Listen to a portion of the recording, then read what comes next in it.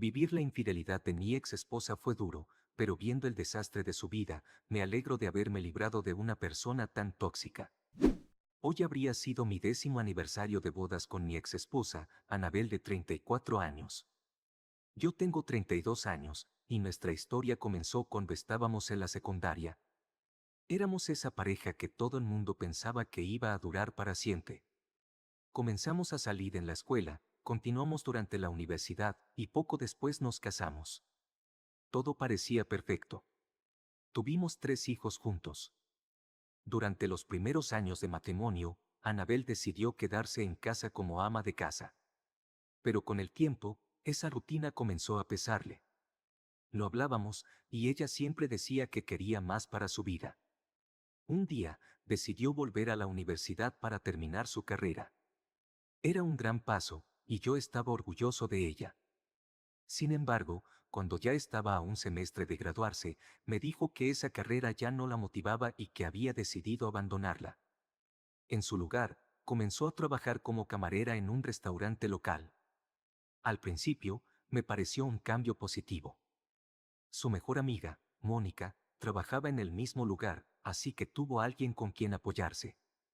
Anabel parecía más feliz, más animada. Incluso su depresión, algo con lo que había luchado durante años, parecía mejorar. Yo trabajaba a tiempo completo, pero ajusté mi horario para apoyarla.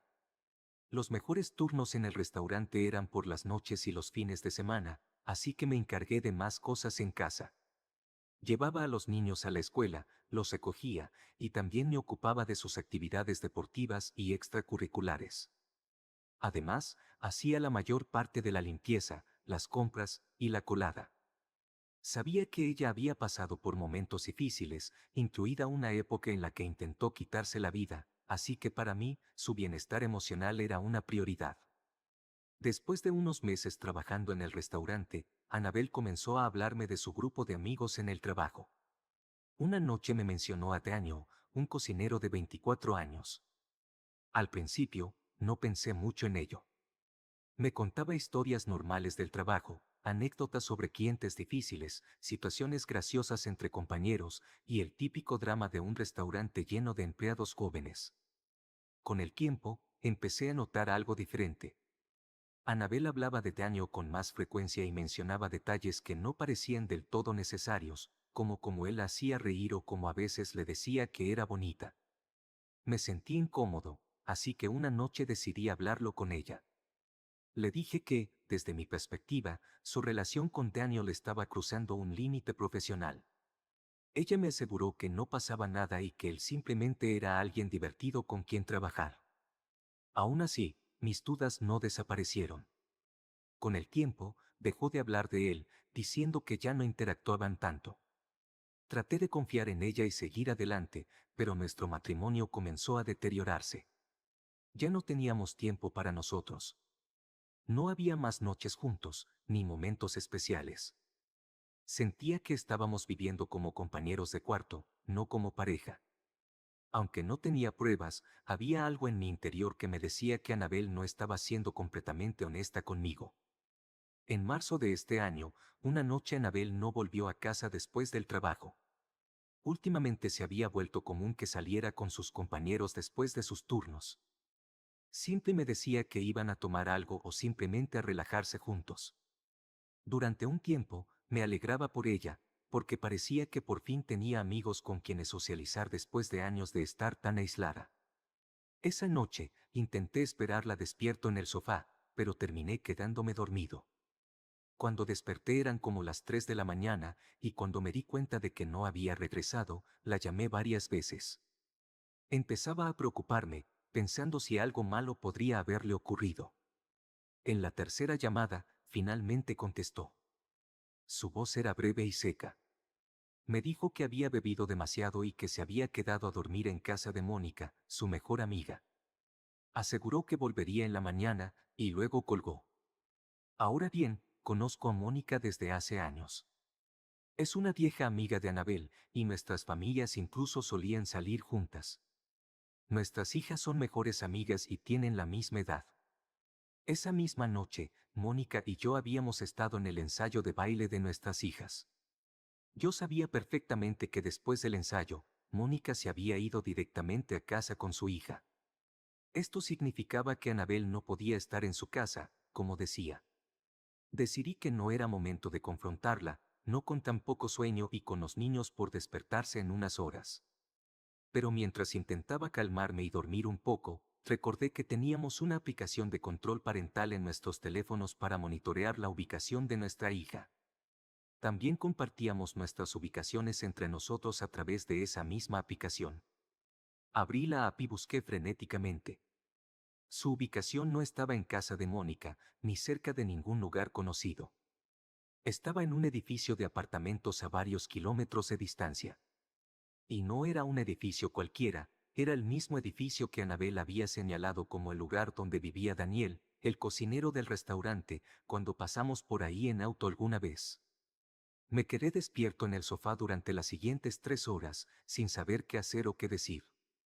Mi mente iba a mí por hora, pensando en todas las posibles explicaciones, aunque en el fondo ya sabía lo que estaba pasando. A las 5:30 de la mañana, escuché la puerta del garaje abrirse. Unos minutos después, Anabel entró tambaleándose. Estaba visiblemente ojerosa y parecía que no había dormido nada en toda la noche.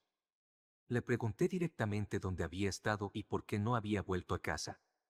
Mantuvo la misma historia, dijo que había estado en casa de Mónica, que había bebido demasiado y que no era seguro conducir. La miré tijamente y le dije que sabía que eso no era cierto, porque había visto a Mónica en el ensayo de baile y sabía que había estado en casa con su hija toda la noche. Anabel pareció desconcertada por un momento, pero rápidamente cambió su versión. Me dijo que en realidad no estaba en casa de Mónica, sino en casa de otra compañera de trabajo, Natalia.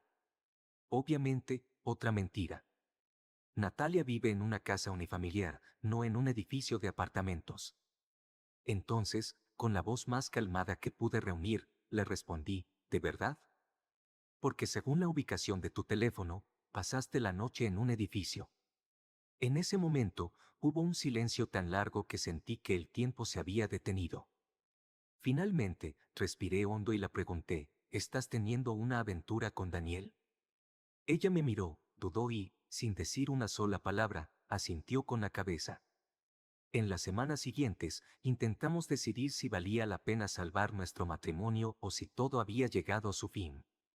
Fuimos a terapia de pareja, y yo también comencé a ir a terapia individual. Aunque intenté darle una oportunidad, sabía en mi interior que ya no la amaba. Sin embargo, me preocupaba perder tiempo con mis hijos si nos separábamos, así que quería asegurarme de que había explorado todas las opciones antes de tomar una decisión definitiva. Anabel aceptó darnos otra oportunidad. Me aseguró que había terminado con Daniel y que quería intentar salvar nuestro matrimonio. Me dijo que lo había hecho en una cafetería, para estar en un lugar público en caso de que Daniel reaccionara mal. Las semanas que siguieron fueron un caos emocional. Anabel y yo comenzamos a salir en citas para intentar reconectar. Pero todo se sentía extraño.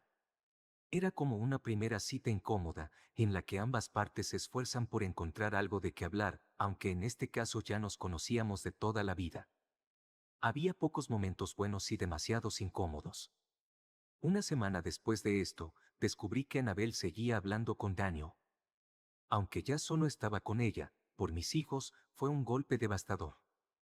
Su desinterés en nuestra familia me era inentendible. Decidí hablar con Mónica al respecto, ya que para entonces ella ya sabía sobre la aventura.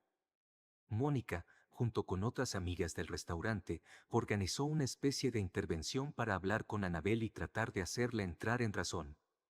Esa tarde, después de pasar un rato con la familia, detuve el auto frente a la casa de Mónica y le pedí a Anabel que entrara. Ella se dio cuenta rápidamente de lo que estaba sucediendo, al ver los autos de sus amigas estacionados en la entrada. Al principio, se negó rotundamente a entrar, pero después de una breve discusión, finalmente cedió. Cuando Anabel regresó a casa después de la intervención, parecía confundida y perdida.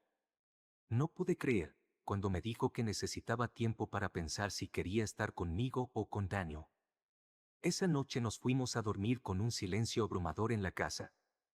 Acordamos continuar con la terapia y trabajar en nuestra relación, y Annabel prometió una vez más que no volvería a ver a Daniel. Pero solo una semana después, recibí un mensaje de texto de un número desconocido que decía que Annabel seguía viéndose con él. El mensaje era directo y proporcionaba detalles que no podían haber sido inventados. Presioné al autor del mensaje, quien finalmente reveló que trabajaba en el restaurante con ellos. Fue en ese momento cuando supe que mi matrimonio había llegado a su fin. Ya no podía tolerar más mentiras y engaños. El contacto anónimo no solo confirmó que Annabel seguía viendo a Daniel, sino que también me dio más detalles sobre su relación. Me enteré de que su aventura había durado más de 6 meses, que hablaban de casarse y tener hijos, y que Annabel había estado haciendo todo lo posible para ocultar su infidelidad. Descubrí que, después de que Annabel supo que yo revisaba su ubicación, comenzó a estacionar su auto con el teléfono adentro en lugares seguros, como su trabajo, casas de amigos o supermercados, mientras pasaba tiempo con Daniel. Esa misma noche, después de recibir el mensaje, decidí que ya era suficiente. Desperté a Annabel y le dije, con toda la calma que pude reunir, que íbamos a divorciarnos. Le pedí que se fuera de la casa lo antes posible y que resolveríamos los detalles más adelante. Entre la intervención y nuestra separación formal, Mónica y yo nos enviamos muchos mensajes de texto. Todo era para pedirle consejos sobre cómo hablar con Annabel o para confirmar su horario de trabajo. Todo se mantuvo estrictamente en el ámbito de lo necesario para gestionar la situación. Tras tomar la decisión de separarme de Annabel, me uní a algunas aplicaciones de citas. Al principio, fue más un acto simbólico que otra cosa. Quería demostrarle que iba en serio y que estaba dispuesto a seguir adelante, aunque en realidad no estaba listo emocionalmente para conocer a alguien nuevo. Una noche, mientras los niños estaban con Annabel, pasé el rato deslizando a la derecha y a la izquierda sin pensar demasiado, mientras también intercambiaba mensajes con Mónica. Ella me había escrito para preguntar cómo estaba manejando todo, y en un momento, de forma espontánea, le propuse que saliéramos a tomar algo y habláramos sobre todo lo que había pasado. Durante el tiempo que duró la aventura, Annabel no solo me mintió a mí, también le mintió a Mónica constantemente, usando su amistad como coartada. Esto la había dejado muy dolida, así que aceptó la invitación. Ambos compartíamos un sentimiento común: Annabel nos había traicionado a los dos de diferentes maneras. Esa noche con Mónica fue increíble. Pasamos horas hablando y viéndonos. Compartimos historias de nuestros respectivos ex y de cómo nos habían tratado. Mónica estaba más avanzada en su proceso de divorcio, así que también hablamos de eso. Aunque conocía a Mónica desde hacía años, como la mejor amiga de Annabel, fue refrescante descubrir una faceta diferente de ella. Era amable, divertida y, sobre todo, sincera. Varias semanas después, Annabel finalmente se mudó de la casa. Alquiló un lugar nuevo, y por fin pude empezar a construir una nueva vida sin ella. Desde entonces, mi vida ha sido completamente distinta. Ahora llevo varios meses en una relación con Mónica, y puedo decir con certeza que nunca había estado tan feliz. Ella es una persona maravillosa que me hace sentir valorado y amado. También he hecho muchos cambios personales. He perdido peso, hago ejercicio varias veces por semana, e incluso completé mi primer triatlón. Además, he pasado momentos increíbles con mis hijos, haciendo actividades nuevas y creando recuerdos felices. Cuando Annabel se enteró de que estaba saliendo con Mónica, su reacción fue extrema. Me miró con incredulidad y luego literalmente vomitó al saberlo. Para ese momento, ella y Mónica ya no eran amigas. Aún así, Annabel ha seguido enviándole mensajes a Mónica, intentando manipularla y hacerla sentir mal por estar conmigo. Después de mudarse, la vida de Annabel tomó un giro caótico. Quedó embarazada casi de inmediato, dejó su trabajo antes de que la despidieran por acoso sexual, ya que era la supervisora de Daniel, y por algún motivo, se gastó parte de sus ahorros, y le compró un auto nuevo a él. Sin embargo, poco después, perdió el nuevo empleo que había conseguido. También se supo que Daniel consumía y vendía drogas, lo que llevó a que lo despidieran del restaurante tras ser descubierto consumiendo en el trabajo. Con el tiempo, Annabel perdió a la mayoría de sus amigos cuando se dieron cuenta de todas las mentiras y traiciones. Con todo eso, he empezado a buscar la custodia completa de mis hijos, para que no tengan que soportar los desastres de su madre. Mi hija mayor, me dice que ya no quiere ir, pero que lo hace para no dejar a su hermano solo. Según me contó, su madre o se la pasa llorando, o quejándose y culpando a todos. Por mi parte, estoy agradecido de haber seguido adelante. Ya no me siento atrapado con alguien que claramente no era buena para mí ni para nuestra familia. No siento ninguna simpatía por Anabel porque sigue tomando decisiones terribles, pero sí me preocupa el impacto que tiene en la vida de nuestros hijos. A pesar de todo, mi vida ha cambiado para mejor y soy mucho más feliz ahora.